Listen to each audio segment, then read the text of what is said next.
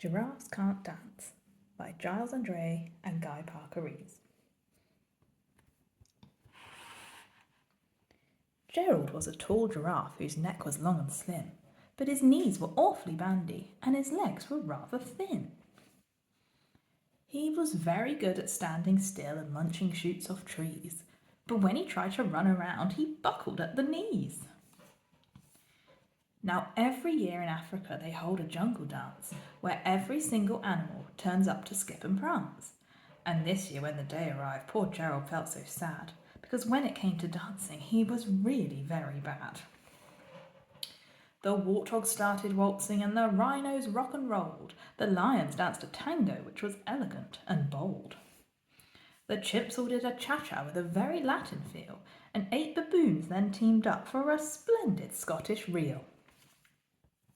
Gerald swallowed bravely as he walked towards the floor, but the lions saw him coming, and they soon began to roar. "Hey, look at clumsy Gerald!" the animals all laughed. "Giraffes can't dance, you silly fool! Oh, Gerald, don't be daft!" Gerald simply froze up. He was rooted to the spot. "They're right," he thought. "I'm useless. Oh, I feel like such a clot."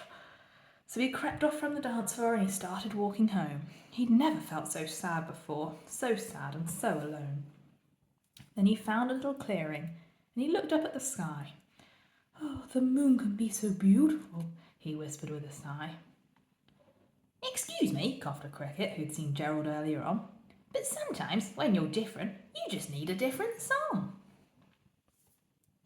Listen to the swaying grass and listen to the trees. To me, the sweetest music is those branches in the breeze. So imagine that lovely moon is playing just for you. Everything makes music if you really want it to." And with that the cricket smiled and picked up his violin. And then Gerald felt his body do the most amazing thing. His hooves had started shuffling, making circles on the ground. His neck was gently swaying and his tail was swishing round. Then he threw his arms out sideways and he swung them everywhere.